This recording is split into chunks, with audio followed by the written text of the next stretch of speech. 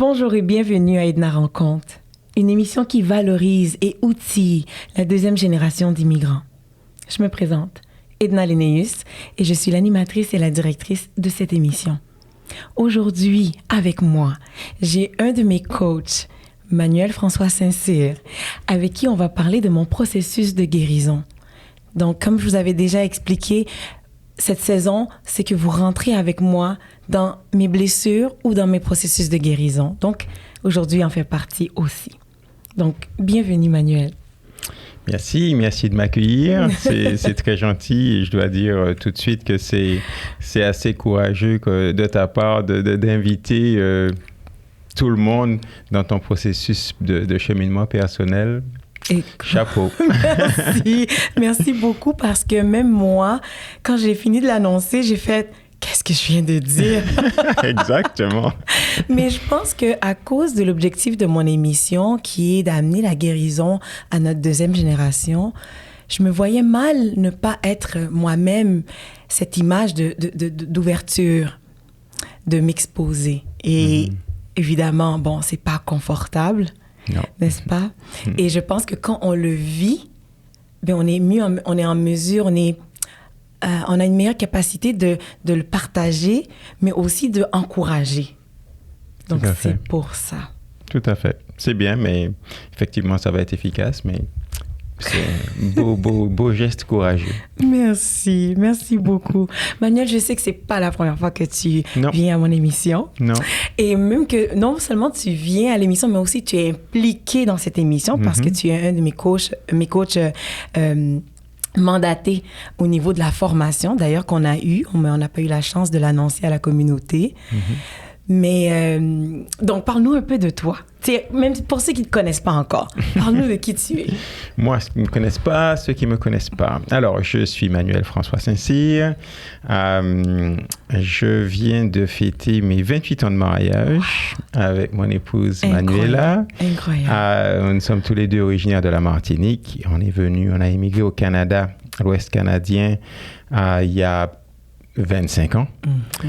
Et je fais du coaching du coaching professionnel depuis 8 ans. Wow. Donc, j'ai créé une boîte de coaching qui s'appelle Osez vous dépasser. Et je me spécialise dans le coaching des mères qui sont au travail et qui ont besoin de gérer la tension entre les demandes de plus en plus élevées au travail et puis les contraintes familiales qui sont par définition très élevée également.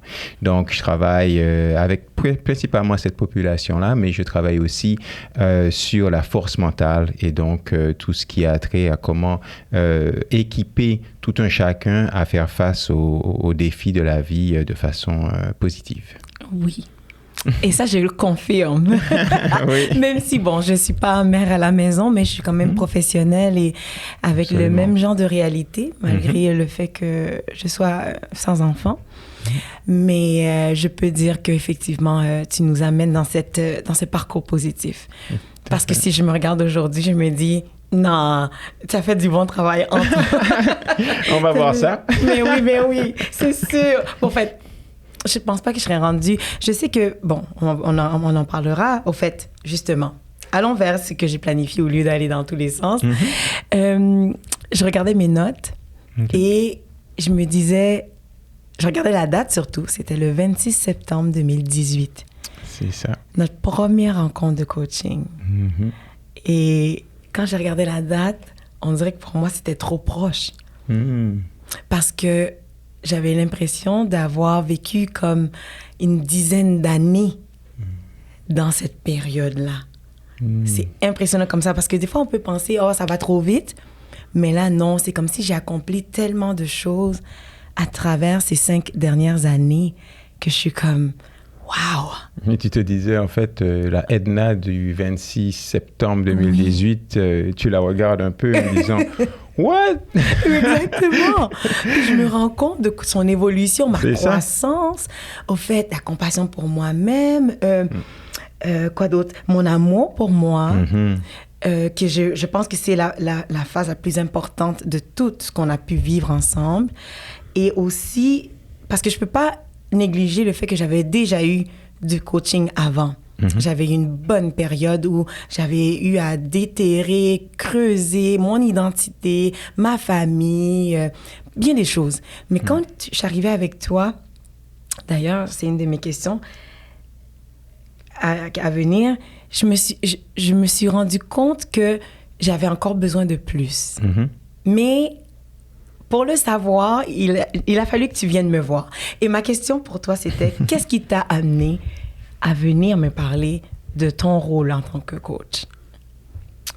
Ben, en fait, mais ça part d'un principe général qui est que je suis persuadé, et mon expérience pour moi me le démontre, je suis persuadé que tout le monde a besoin de coaching.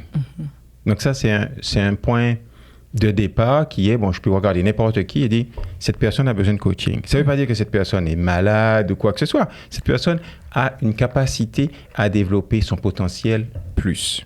C'est simplement ça. Donc, quand je parle de là, je peux regarder n'importe qui et dire, bon, tu n'es pas spécial par rapport à n'importe qui d'autre à ce moment-là. Le côté spécial est plus venu du fait que ce n'est pas tout le monde qui est prêt au coaching. Pour pouvoir bénéficier du coaching, il faut être prêt. Il faut être prêt à recevoir le coaching. Et ce n'est pas tout le monde qui est prêt au coaching. C'est une question de maturité, c'est une question de cheminement, c'est une question de timing.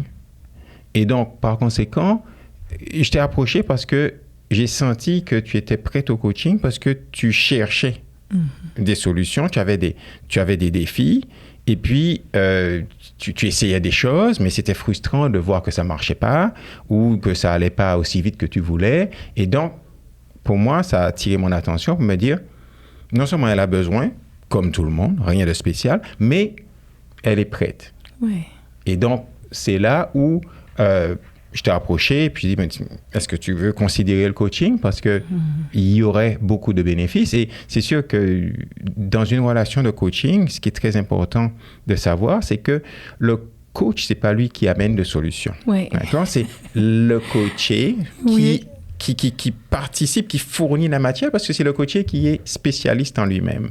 Et donc, plus le coaché apporte de la valeur et vulnérable et généreux et contribue, mais plus il en retire.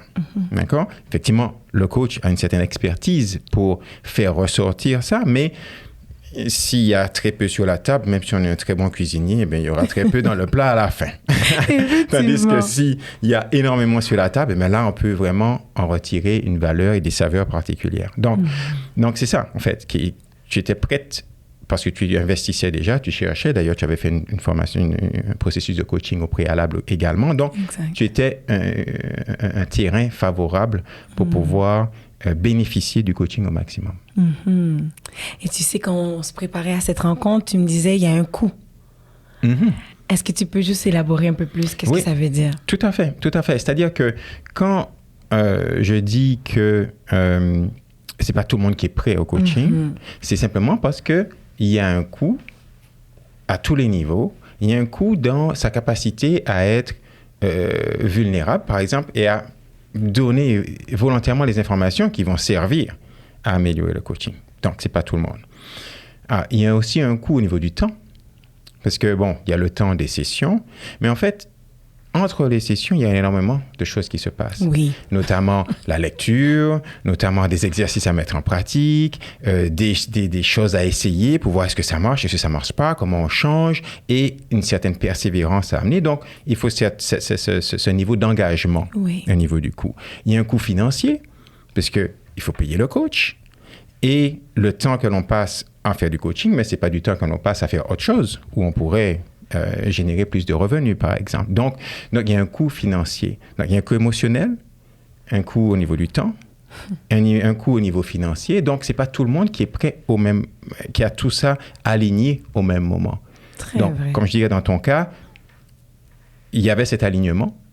Et c'est pour ça que je pense qu'il y a eu les bons résultats que tu as pu constater. Merci. Et c'est tellement vrai ce que tu dis, surtout quand tu parles de ce qui se passe dans la semaine. Parce que c'est là où, dans le 1 heure, 1 heure et demie, bon, dépendamment de la personne qui établit sa séance, on reçoit une information, mais il faut le mettre en pratique dans la semaine. Et combien combien il faut être engagé pour ne pas dire « Ah, ben on s'en fout ». Ben oui. Parce que je me rappelle, dans ce temps-là, je me disais « Non, Edna, tu veux vraiment être en mesure... » Parce que le temps ne s'additionne pas parce que tu vas dans un coaching. Au contraire, tu cherches plus de temps d'avance, au fait, pour pouvoir justement faire ce travail-là sur toi-même. Déjà, quand moi, je suis venue te voir, j'étais dans un train de vie assez effréné. Mm-hmm. Je me rappelle que je me sentais dépassée. Tout à fait. Ben justement, osez vous dépasser. Mais pas dans ce sens-là. Mais c'est ça, c'est pas positif. C'était pas positif. Puis je me rappelle que j'étais... Comment je vais faire pour non seulement te rencontrer, mais aussi trouver le temps de mettre en pratique ce que tu vas m'enseigner? Parce que je savais déjà c'était quoi. Donc là, il a fallu vraiment que tard le soir ou tôt le matin, je me retourne vers « OK, Edna, pense bien à ce qu'on t'a demandé. Par exemple, quelles sont tes valeurs actuelles, les valeurs que tu souhaites atteindre? » Tu sais, c'est pas des questions qu'on se pose tous les jours. Non, c'est sûr. Et si tu t'arrêtes pas, tu sais même pas des fois c'est quoi les valeurs. Mais oui. Là, tu vas chercher Google, c'est quoi les valeurs? Bon, puis là, il faut que tu te poses la question, parce que tu veux tellement que cette rencontre, cette séance avec le coach la fois suivante soit productive, soit pertinente, que tu dois arriver avec quelque chose. Mm-hmm. Si tu arrives avec rien, il n'y a rien qui se passe. Exactement. Le coach, il peut pas faire le travail à la place du coaché. Oui. Donc, c'est vraiment ce que le coaché amène. Oui. Et quand je parle aussi du temps entre les séances, parfois, c'est pas un temps qui est dédié à « Oh, il faut que je fasse mon travail à la maison », mais c'est simplement le simple fait d'avoir eu une prise de conscience pendant une séance, ben ça va mûrir dans la tête. Pendant une semaine, 2 semaines, et c'est ce travail-là aussi qui émotionnellement pouvoir être à l'écoute de ce qui se passe. Oui. Parce que ça va se passer, puis le lendemain, on va se réveiller, on n'aura pas spécialement pensé à quelque chose, mais on va se réveiller avec « Ah oui, ça c'est important ». Et puis le cerveau, il continue à travailler quand on dort et tout, et inconsciemment, il y a énormément de choses qui se passent qui font que avec une prise de conscience pendant une séance, il y a tout un effet, toutes les conséquences de cette prise de conscience dans les jours et semaines, parfois les mois à venir. Oui. Et je vais faire du pouce sur ce que tu dis quand tu parles de conséquences. On parle de conséquences, mais ça peut être conséquences positives aussi. Absolument. Surtout, au fait. Parce que, bon, quoique des fois, il y a des blessures qui ressortent de ça. Mm-hmm. Je me rappelle que quand je prenais conscience de quelque chose qui était plaisant pour moi, là, j'étais remplie de bonheur. Mm-hmm. Il y avait comme un bonheur qui se passait comme « Ah ouais, ça c'est important pour moi ». Et c'est drôle parce que je le revoyais dans d'autres circonstances. C'est ça. Puis j'étais comme « Ah oui, ça c'est vrai ». Un exemple. La famille, c'était important pour moi. Ouais. Donc, quand je voyais que... de passer du temps avec ma famille, c'était primordial. Puis de créer des opportunités pour ça, j'étais comme, oh, mais oui, c'est vrai. Et aujourd'hui, par exemple, la dernière fois, je suis allée au centre d'achat, je vois mon frère en premier. Tout de suite, je baisse le regard pour voir les enfants, où sont les enfants, tu vois. Et là, je les vois et le bonheur, mon Dieu, le bonheur que ça m'a amené de juste les voir. Et là, je me suis rappelée, puisque je préparais la rencontre, ça me rappelait mes notes que ma valeur n'avait pas changé. Mm-hmm. Que cette valeur-là était bien ancrée. Mm-hmm. La famille est importante. Mm-hmm. Et pour bien d'autres raisons aussi que j'ai déjà partagées avec vous, communauté. La santé de mon père, ma sœur, etc. Donc, je vois que c'est important pour moi. Mais là où je voyais aussi les conséquences qui, selon moi, étaient plus tristes, mais qui amenaient quand même une croissance, une guérison, c'était quand je réalisais le peu d'amour que j'avais pour moi. Dans le fait de ne pas pouvoir dire oui, non, de plaire aux autres, dans le manque de compassion pour moi-même. Oh my goodness! Quand j'y pense, là, aujourd'hui, je me dis, waouh, j'étais dure envers moi. C'est sûr. Exigeante, et je le suis encore. Tout à fait. Mais il dit tout à fait. Tout à fait. Il y a encore du chemin à faire. Il y a encore du chemin. Mais on n'est pas arrivé. Hein. C'est pas une destination, c'est un cheminement. Donc c'est sûr. De toute façon, ça va revenir, même si parfois et puis c'est pas linéaire. Oui. C'est pas hop, j'ai réussi ce niveau-là, c'est bon, je vais passer au niveau suivant. Non, non. Parfois ça redescend avant de remonter. Donc c'est un cheminement. C'est un cheminement. Mais c'est vrai, tu avais ces dilemmes. Et c'est pour ça que tu avais des sortes de stress. C'est parce que certaines de tes décisions n'étaient pas alignées. Oui, avec mes valeurs. Avec tes valeurs. Donc, tu faisais des choix pour d'autres raisons, mais pas pour les bonnes raisons. Oui. Ce qui fait que les choix n'étaient pas alignés avec tes valeurs et par conséquent, ton corps te le disait, ta tête te le disait et ton niveau de stress te le disait. Absolument, absolument. Oui. Oh, wow, attends-moi, je continue pour pas me perdre dans mes questions. En fait, on a déjà entamé la gestion du... En fait, je suis vraiment bien alignée dans ce que je voulais présenter. Est-ce que ce sont des éléments que toi, avant de me connaître, avant de me coacher, parce qu'évidemment, on a quand même ce point commun, c'est qu'on est dans le même environnement, dans la même communauté spirituelle, donc et à la même église. Donc, quand tu m'observais, est-ce que tu voyais déjà ces problématiques chez moi ou j'ai dû te les partager pour que ça puisse vraiment être clair?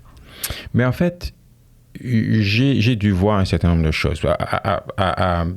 Pour parler vrai, je ne me rappelle pas spécifiquement, il y a 5 ans, tiens, est-ce que j'avais noté cette problématique-là ou cette problématique-là? Mais d'une façon générale, je veux approcher la situation d'un point de vue où je n'ai pas les réponses.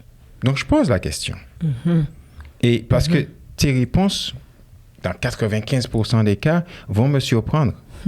Que je suis persuadé que, je suis sûr que c'est ça. Je pose la question et la réponse est complètement différente. Je dis, OK, j'ai pas vu ça venir. Donc, moi, en tant que coach, ma posture de coach, c'est vraiment d'aller, de poser des questions dont je n'ai pas les réponses. C'est comme l'inverse de l'avocat au tribunal qui pose la question parce qu'il a la réponse, il veut que la personne donne cette réponse-là. Le coach, c'est l'inverse. Je pose la question et j'attends. Et donc, si je te demande qu'est-ce qui est important pour toi, je ne sais pas ce qui est important pour toi.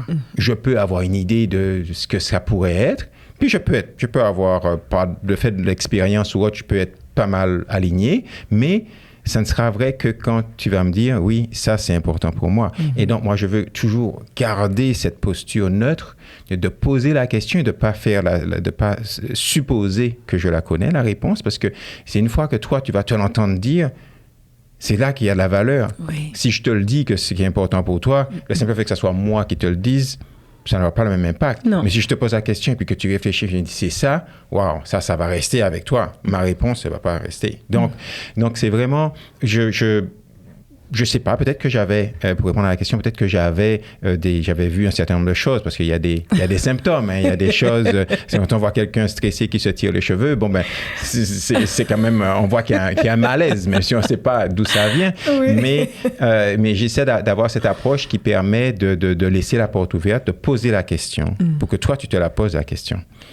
Et puis, quand tu te poses la question, c'est là où l'art du coaching intervient, c'est de pouvoir poser la question qui fait venir la prise de conscience sur une situation. Wow, tellement. Puis tu vois, je pointais une des situations qui, aujourd'hui, pour moi, semble tellement absurde. Bon, c'est pas absurde, mais c'est de voir la croissance. Hein. Tu sais, quand tu m'envoyais mes audios, oui, puis que j'avais de la misère à les ouvrir. Oui. Puis que j'étais comme toujours à la dernière minute parce que je voulais pas les ouvrir et m'entendre.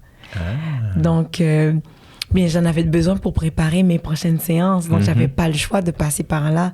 Mais je me rappelle que j'aimais pas m'entendre, j'aimais pas savoir ce que je pensais.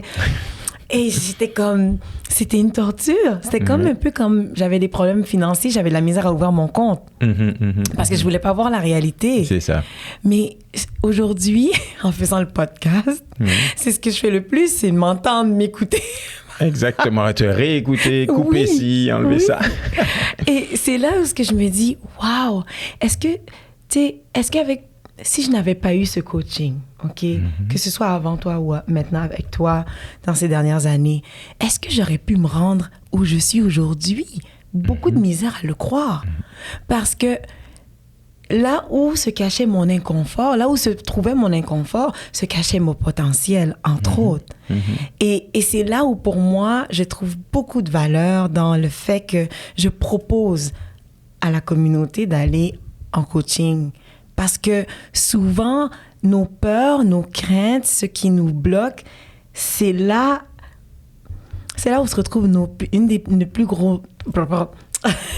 une de nos forces, une de mes plus grandes forces, pardon. Et moi, je suis vraiment reconnaissante que tu aies pu m'aider à passer outre de ça. Parce que tu me disais, pourquoi tu ne veux pas t'entendre? Et il a fallu que je me pose la question. C'est ça. Tu vois, tu allais le dire, hein? Ben oui, il faut se poser la question. Oui. C'est fort, c'est fort. Ouais. Mais il n'y a pas... En fait, tu as posé une question au début, qui est, est-ce que j'aurais pu me rendre là? Est-ce que toi, tu aurais pu te rendre là où tu es aujourd'hui? Et la vraie réponse, c'est oui. OK. Parce que j'ai rien amené dans ton potentiel. Le potentiel, il est là. Donc, est-ce que tu aurais pu réaliser ton potentiel? La réponse est oui. Tu as le potentiel, il est là, tu peux. Maintenant, sans le coach, ça va prendre beaucoup plus de temps et peut-être que tu ne vas pas y arriver au final. Avec le coach, ça accélère cette réalisation de potentiel parce que ça te permet de rester focalisé dessus. Parce que moi, mon seul objectif, c'est te garder focalisé dessus. Oui. Donc, si jamais tu commences à être distraite, je vais dire...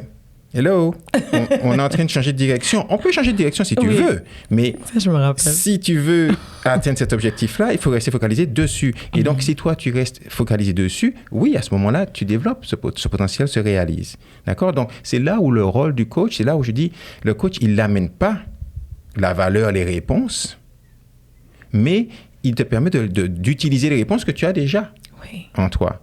Et donc, oui, tu as le potentiel, oui, tu peux y arriver. Il y a des gens qui y arrivent, simplement, ça va prendre beaucoup plus de temps que s'ils n'étaient pas aidés. C'est quoi le dicton que tu m'avais partagé la dernière fois?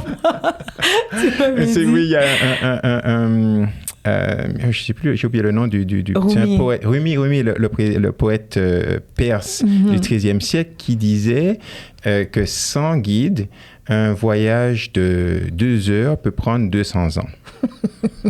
Et donc, et quand on y pense, c'est tellement vrai. Imaginons, on part dans une randonnée, on n'a pas de guide. Bon, du point A au point B, ça peut prendre 2 heures si on sait dans quelle direction on part, mais disons qu'on ne part pas dans la bonne direction. Oui. Donc, on peut partir dans une mauvaise direction et puis continuer ad vitam sans jamais se rendre compte qu'on est en train d'aller dans une mauvaise direction et qu'on change parce qu'on n'a pas de compas, on n'a pas de boussole, on ne sait pas où on va. Et quand on regarde le peuple d'Israël, 40 ans dans le désert, bon, c'est pas pour les mêmes raisons, c'est pas parce qu'ils n'avaient pas de guide, bien sûr. L'analogie s'arrête là. C'est juste pour dire que le voyage, c'est un voyage qui était très court. Ça leur a pris 40 ans. Donc, tout ça pour dire qu'on a tellement plus de moyens de se perdre que de se trouver. Et donc, le guide, c'est simplement... dans ce cas-là, quelqu'un qui permet de dire, bon, est-ce qu'on sait clairement où on veut aller? OK? Si on sait clairement là où on veut aller, on définit un chemin, puis on s'assure qu'on respecte ce chemin-là et puis qu'on l'ajuste au fur et à mesure, mais on sait qu'on va dans la bonne direction. On va y arriver beaucoup plus vite que si on part à l'aveuglette, et puis, par chance, on espère trouver son chemin. Bon, ça peut prendre 200 ans. Et ce que tu dis est juste, surtout quand tu parles de... il faut rester focalisé sur le point de départ. Parce que quand quelque chose est inconfortable... Sur l'objectif, pas sur le point de départ. Oui, excuse-moi, sur l'objectif. Parce que souvent, moi, je me rappelle que quand quelque chose était inconfortable, je voulais changer à autre chose. Et là, tu me disais, mais OK, on peut aller là si tu veux, mais on n'a pas fini là. Et moi, ça me dérangeait quand tu faisais ça. Ben oui. Parce que j'étais comme, ça me tente pas de t'entendre parler de ça. Ou bien j'ai pas envie d'entamer ce sujet-là parce que il me cause des souffrances. Mais derrière cette souffrance-là, à chaque fois que tu arrivais, puis tu me disais, non, on continue là, puis là, c'est là que je voyais, après l'avoir passé, la victoire qu'il y avait derrière. Et pourquoi je tiens à mentionner ça, c'est parce que tout seul, normalement, on ne va pas vers des choses qui sont inconfortables. On va vers ce qui est confortable. Ou bien on se tient au bord, tu vois, au lieu de se lancer dans la piscine. C'est ça. Donc ça, c'est une valeur que je peux dire que quand tu as mentionné tantôt, là, le fait de dire on peut changer de direction, mais là, il faut rester là. Et moi, la meilleure, tu te rappelles la phrase que tu me disais toujours là, freeze, flight, fight. Fight, flight, freeze. C'est ça, oui. Oui, c'est les fight, trois options. Flight, or freeze. or freeze. Et les trois, je les avais là. Oui, mais... oui, ce sont des mécanismes de défense mécanismes habituels. de défense. Mais en fait, c'est là où, dans le cadre du coaching, ce qui est important, c'est cette relation de confiance avec le coaché. Voilà. Pour avoir cette définition d'engagement de part et d'autre, qui est, OK, c'est là que tu veux y aller, ça va être, on ne sait pas à quoi ça va ressembler comme cheminement, ça va peut-être douloureux ou pas, mais si on veut vraiment être dessus, moi, mon engagement, c'est de t'aider à y arriver. Bon, encore une fois, c'est ta séance, c'est ton cheminement, si tu veux qu'on change, on change, mais on va pas se retrouver dans une autre direction sans le savoir. On va se retrouver dans une autre direction parce qu'on l'a choisi. D'accord? Donc, cet engagement, ce contrat qu'on a l'un à l'autre qui est, OK, je veux aller là. Bon, c'est sûr que j'ai des résistances, mais bon, je sais que je vais y aller. Et donc, cette relation de confiance avec le coach fait que, moi, je vais m'assurer que on reste dessus, ou au moins que si on change, encore une fois, c'est pas une surprise, on change parce qu'on a décidé de changer. Parce que c'est important pour toi à ce moment-là, il n'y a pas de problème. On est flexible, mais on n'est pas flexible en essayant d'éviter la difficulté, parce que, comme tu le dis, c'est souvent en faisant face à ces peurs, à ces insécurités, à ces incertitudes que l'on peut justement débloquer un certain nombre de choses et amener à développer son potentiel. Exact. Et justement, ça m'amène à la prochaine question qui est, est-ce que tu as eu, parce que je ne m'en rappelle pas, mais je pense que je suis sûre que oui, me connaissant, est-ce que tu as eu à me rassurer dès le début? Est-ce que tu te rappelles de ça? Oui, je me souviens que tu as pas mal hésité au début. Parce que quand je t'ai proposé, tu t'es dit ça, tu t'es dit oui, mais bon, le coaching, je sais pas, est-ce que ça va marcher et tout. Et je me souviens qu'une des préoccupation que tu avais, c'était la confidentialité. C'est le fait quand on se connaît pas et qu'on n'a pas du tout le même cercle d'amis ou autre, c'est pas compliqué. Bon, je vais jamais rencontrer mon coach que dans la session de coaching, c'est pas un problème. Enfin, c'est pas un problème, c'est moins un problème. Mais pour nous, comme on se connaissait, on avait des amis communs, je sais que tu te disais, bon, moi, je l'ai senti que tu te disais ça, même si tu me l'as pas dit, je me suis dit, est-ce qu'il va réussir à garder la confidentialité ou est-ce qu'il va me ressortir un commentaire personnel en plein milieu d'une conversation avec d'autres? Là, ça va pas être que j'ai pas envie de vivre ça et je comprends tout à fait. Et donc, effectivement, j'ai à te rassurer au niveau de la confidentialité et de la confiance parce que, bon, c'est une valeur fondamentale du coaching parce que si on n'a pas la confiance, on peut pas arriver à un niveau de vulnérabilité qui fait qu'on peut vraiment travailler et approfondir les points sensibles. Et donc, de toute façon, avec la confidentialité, c'est clé dans le coaching. D'ailleurs, c'est pour ça que c'est dans le code de déontologie. C'est très, très important. Ils insistent énormément là-dessus. Je peux pas parler de ce qui est discuté en session. C'est ta session, tu en parles à qui tu veux, tu dis ce que tu veux. Mais moi, c'est pas ma session. C'est ta session. Donc, moi, je ne dis rien sauf si tu m'y invites. Et c'est là où je disais que c'était courageux de ta part de t'ouvrir à ton public. Mais le deuxième niveau également où il a fallu te rassurer, c'est au niveau au niveau financier, de se dire, OK, qu'est-ce qu'on va faire? Est-ce que ça va être du gaspillage et autres, parce que tu n'avais pas encore eu l'expérience de l'efficacité. Avec toi, et donc, c'est difficile de mettre une valeur dessus. Mais s'il y a quelqu'un, par exemple, qui n'arrive pas à dormir, par exemple, et puis qui est obligé de prendre des médicaments ou autre, et qui souffre vraiment dans ce domaine-là, si on lui demande, combien tu serais prêt à payer pour ne plus avoir de problème de sommeil, je veux dire, le prix, ça peut être complètement extravagant parce que c'est la valeur que ça a. C'est pas le prix, c'est la valeur que ça a. Donc il faut d'abord pouvoir faire l'expérience de la valeur pour pouvoir se dire, après pouvoir rentrer dans des considérations, OK, est-ce que ça vaut le coup ou pas? Parce que ce qui est important, c'est que on fait pas des heures de coaching pour faire des heures de coaching. On veut aller de A à B. C'est ce qui compte.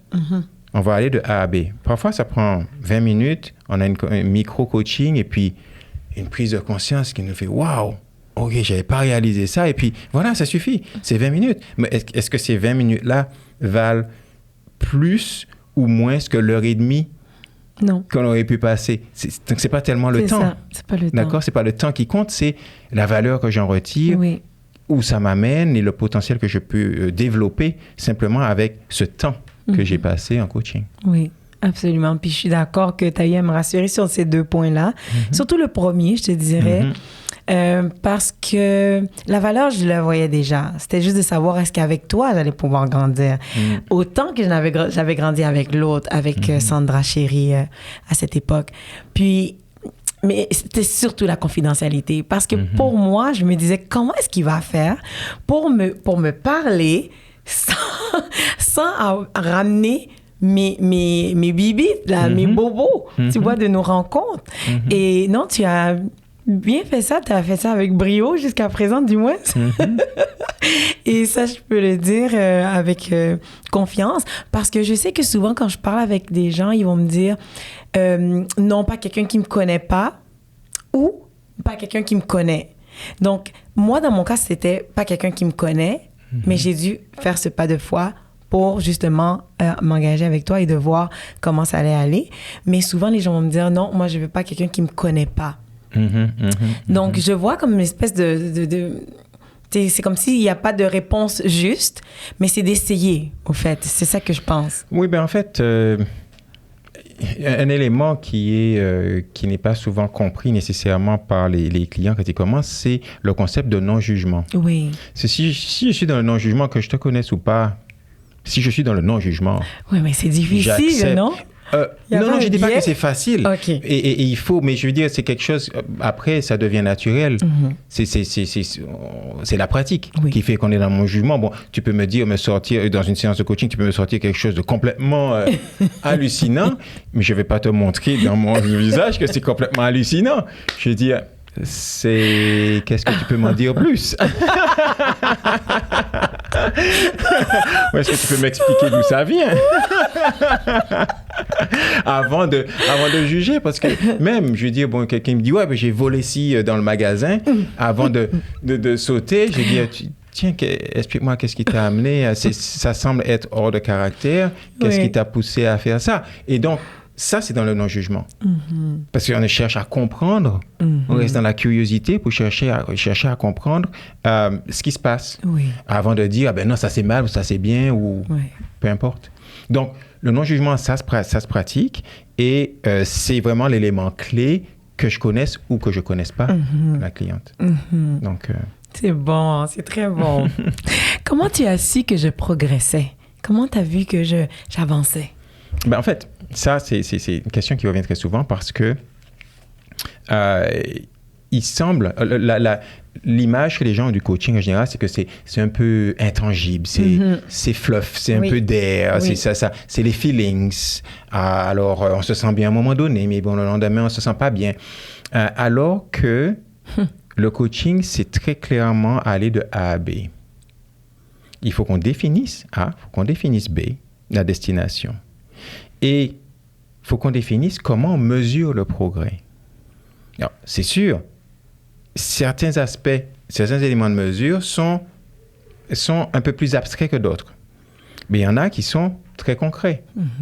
Quand on parle de problèmes de sommeil, quand on parle de problèmes de douleur, quand on parle des problèmes de stress, quand on parle de problèmes relationnels, ben, tout ça, ça se mesure.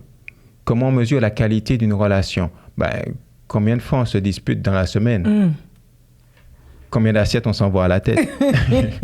J'espère que ça n'arrive pas là, mais bon. Donc, ça, ce sont des choses concrètes. Donc, on peut mesurer, OK, cette semaine, ben, on ne s'est pas disputé. Avant, on se disputait 3 à 4 fois par semaine. C'est tangible, ça. Oui. OK? Oui.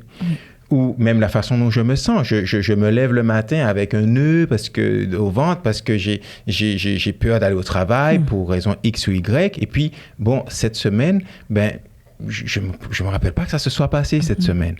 Ça montre le progrès. Donc, dans tout processus de coaching, ce qui est important de faire, c'est de définir des objectifs et des mesures de progrès qui sont bien définis dès le départ, qui sont à définir en collaboration avec le coaché, sachant que le coaché amène quelque chose qui, en général, est un peu plus intangible. Et puis, le coach ramène et pose plus de questions de façon à ce qu'on trouve des éléments plus tangibles qui permettent de mesurer. Donc, avec toi comme avec tous mes clients, toutes mes clientes, on part avec un certain nombre d'objectifs de façon à ce qu'on puisse se poser la question à la prochaine session, dans 4-5 sessions suivantes, on peut se poser la question, tiens, c'était notre point de départ avec ces éléments de mesure-là, on en est où?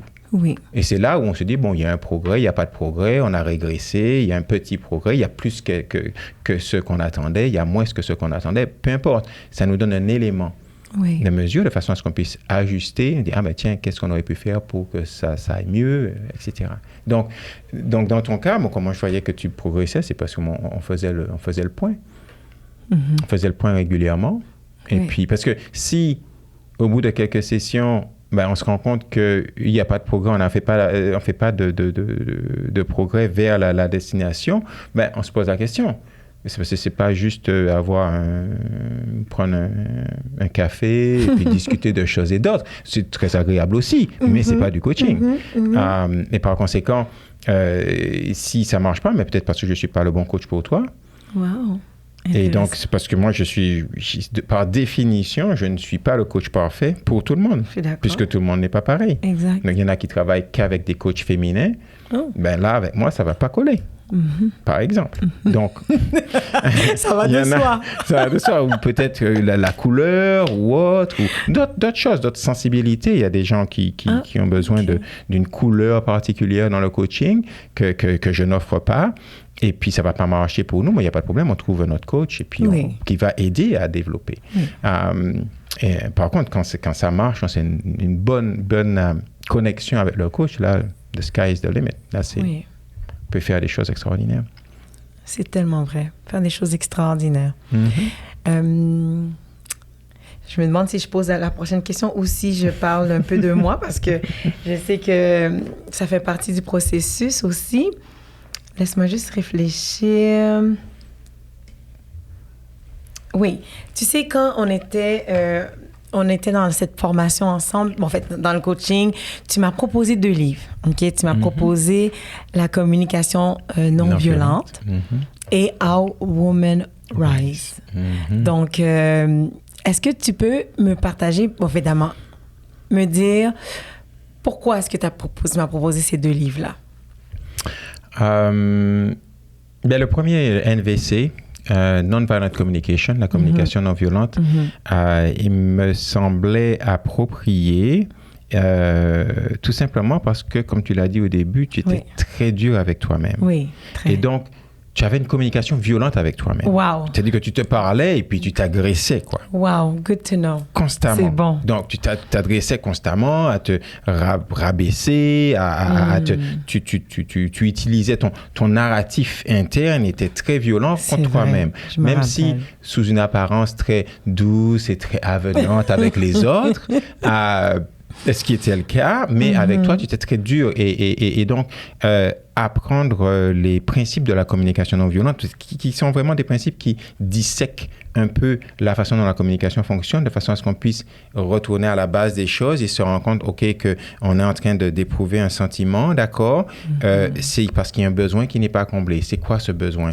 Donc, c'est ce cheminement de te forcer pas de te forcer, mais de t'apprendre un processus de réflexion différent qui t'amène, qui a comme point de départ tes émotions, qui va vers les besoins qui ne sont pas comblés, pour ensuite savoir, mais si c'est simplement parce que ce besoin-là n'est pas comblé, comment peux faire en sorte qu'il soit comblé de façon à ce que les émotions qui seront liées à ça vont devenir positives. Wow. Et donc, à ce moment-là, tu seras plus douce avec toi. Oui.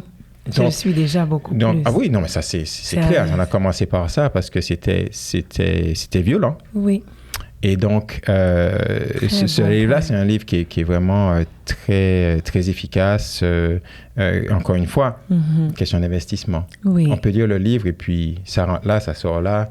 On n'applique pas. Par contre, la mise en pratique de ça et être à l'écoute de ses émotions et puis se dire, bon, allez, j'ai une émotion négative là, d'où ça vient, qu'est-ce que je fais avec? Oui. C'est là où l'engagement dont je parlais au tout début est important. Oui. Si on est engagé dans son processus d'amélioration, ben on va, même si c'est pas toujours confortable, on va quand même le faire. Et puis, on va pouvoir être de moins en moins violent dans notre communication, non seulement avec nous-mêmes, mais aussi avec les autres. Donc ça, c'était le premier. Ce que tu mentionnes là, quand tu dis s'arrêter, dire « Ok, j'ai vu une émotion négative », ça, c'est quelque chose que j'avais reçu dans la première partie du coaching que j'avais reçu avant d'être avec toi. Mais je voyais que ça n'avait pas changé. J'avais grandi, mais l'approfondissement de cette sphère de moi-même était encore plus significative avec toi et avec cette lecture. Parce que je suis vraiment rentrée dans le fait de dire, OK, là, oui, j'ai besoin de faire, par exemple, X, Y, Z, mais comment est-ce que je vais me traiter dans ce parcours? Comment est-ce que je vais me parler pour arriver au même point, au même résultat, sans me faire violence? Cet arrêt-là, c'est ce que j'ai appris davantage avec toi. Parce que je me rendais compte que pour moi, c'était l'objectif final qui était le plus important et non pas le processus. Et le processus est beaucoup plus important que... tout aussi, mais sinon plus important que le résultat final. Parce que si je me suis violentée tout le long, mais que le résultat, il est beau, c'est bon, mais comment j'en ressors? Et c'est ça que moi, en étant avec toi, c'était toujours cet arrêt. Arrête-toi pour regarder ce qui se passe autour, pour visiter. Aussi, là, quand j'avais la misère à écrire mes textes. Ah oui, je me souviens, oui. Quand j'avais une page blanche devant moi, puis j'étais comme, mais c'est quoi ton problème? Tu vois? C'est quoi ton problème? Comment ça se fait que tu n'es pas capable d'écrire? Mais voyons donc, c'est quelque chose de tellement simple. Puis ce narratif inconscient que là, après ça, je me suis dit, OK, parcours. Puis je me rappelle, tu m'avais dit, écris la première pensée qui te vient. OK, on écrit. Et même si c'était absurde, mais ça me lançait. Et maintenant, oui, je vais arriver à des moments où je vais encore être dans cette prise par moment, mais c'est très rare. Je vais toujours avoir une première phrase décrite. Toujours. Exactement. Et même si je l'efface, la première phrase, elle n'a pas eu d'importance. Absolument. Mais je me suis lancée. Et ça, c'est incroyable. C'est incroyable. Je pense qu'il faut le vivre pour le comprendre.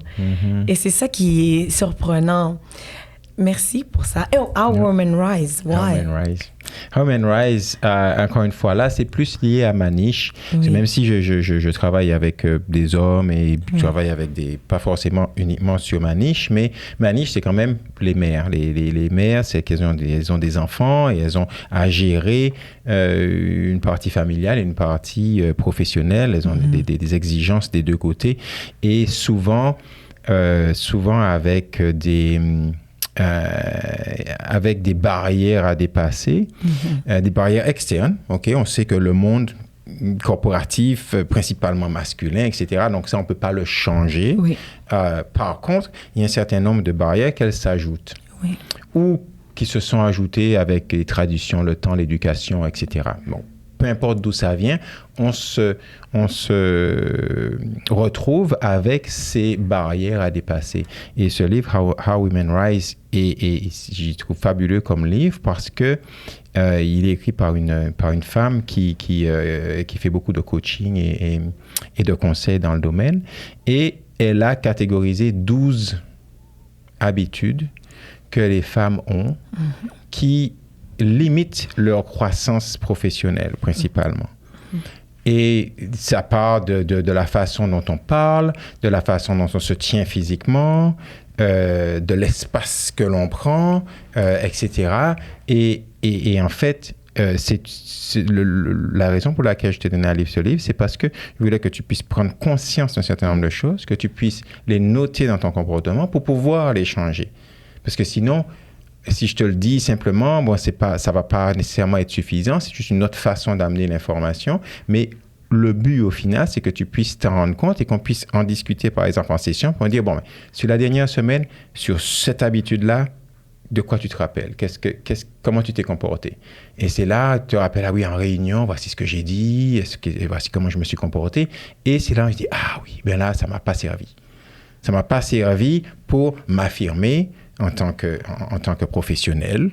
Ça ne m'a pas permis de m'assurer d'être plus performante dans mon travail. Et donc, tout ça, ce sont des éléments qui permettent de faire monter le niveau de conscience. Parce qu'une fois qu'on en a conscience, mais la prochaine fois, on peut faire un plan. Dire, OK, la semaine prochaine, j'ai 5 réunions. Ben, voici ce à quoi je m'attelle dans les 5 réunions. Voici ce sur quoi je me focalise. Exact. Et puis, avoir une amélioration et puis changer ses habitudes de façon à ce que vous êtes, quand je dis vous, je parle des mères, des femmes au travail, vous êtes déjà suffisamment pénalisés.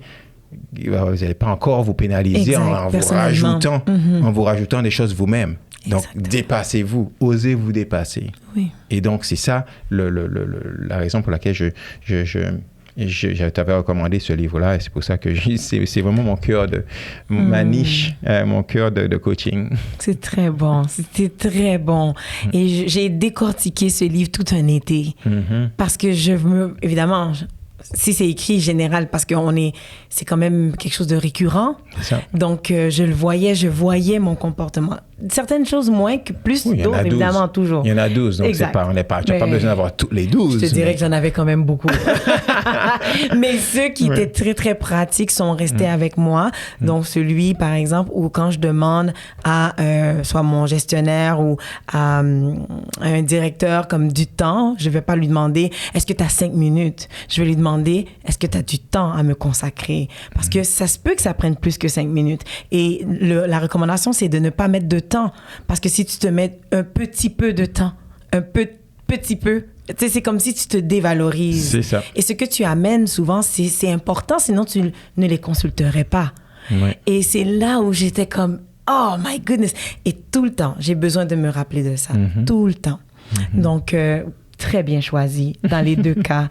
Et j'apprécie énormément. Manuel, c'est un honneur pour moi de non seulement t'avoir dans l'émission, mais aussi d'avoir été coachée par toi. Je trouve que pour moi, c'est sûr que j'ai eu une femme maintenant, après ça, j'ai eu un homme. Je dois dire que les deux ont eu leur valeur, mais je crois que l'accomplissement des choses pratiques, de la percée que j'ai pu voir façon tangible vers l'amour de moi-même, la compassion surtout pour moi, je te dirais que je l'ai embrassé davantage dans notre coaching et je l'apprécie énormément, vraiment. Merci. Mais en fait, la valeur, elle est tout autant et peut-être même plus pour moi parce que moi, c'est pouvoir faire une différence dans la vie de quelqu'un, pour pouvoir mesurer le progrès. Il dit, voilà, là, j'ai pu accompagner et puis on a pu arriver à ces résultats-là. Ça c'est bon, j'ai atteint mon objectif. J'ai eu une contribution positive. C'est tout ce qu'il me faut. Oui. C'est « it made my day », comme on dit. Oui. Simplement d'entendre des clients. Et pour moi, l'honneur était pour moi d'avoir un terrain aussi propice et favorable parce que c'est aussi frustrant pour le coach d'être dans une situation où l'engagement n'est pas là, la contribution n'est pas là, où le coach est obligé de faire plus de travail. Non pas que je ne vais pas travailler plus, mais ce n'est pas mon rôle de travailler plus. Oui. Et puis ça n'apporte pas ses fruits. Oui. Ce n'est pas aussi efficace, mais d'avoir quelqu'un qui est là, qui est engagé, qui lit, qui fait des exercices, qui revient, qui questionne, qui remet en question, ça et puis qui progresse et qui est content et qu'il y a une amélioration tangible de ce sur quoi il voulait travailler. Pour moi, ça n'a pas de prix. Ça n'a pas de prix, tout simplement. Donc, pour moi, l'honneur était pour moi d'avoir, j'espère avoir encore plus et plus de clientes comme toi. Oh, merci beaucoup. J'apprécie énormément. Wow. Alors, communauté, c'était mon coach Manuel, un de mes coachs, Manuel. Je peux pas enlever le bénéfice que j'ai reçu au préalable, mais toutefois, c'était un de mes coachs. Et je sais qu'encore une fois, j'ai effleuré le sujet parce que justement, je veux nous amener dans une optique une facette plus profonde avec d'autres médiums, OK? Donc, suivez-moi sur Instagram pour être en mesure de savoir c'est quoi ce médium, par quels moyens je vais utiliser pour aller en profondeur sur mon propre cheminement de guérison. J'ai l'intention d'en partager davantage avec vous. Donc, vraiment, soyez à l'écoute, premièrement. Et j'aimerais vous inviter, si vous avez aimé cette émission, ce dialogue, ce podcast, partagez-le. Aimez, likez, commentez. Dites-moi où est-ce que vous vous êtes retrouvés dans cet échange avec mon coach. Et ça va me faire plaisir de pouvoir échanger avec vous et de pouvoir même vous accompagner, vous aider, vous outiller, vous guider dans le fait de choisir quelqu'un, une personne ou une autre, puisque je suis déjà passée par là à plusieurs reprises. Donc, sur ce, je vous souhaite une très belle fin de journée ou soirée. À bientôt. Au revoir. Merci. Merci.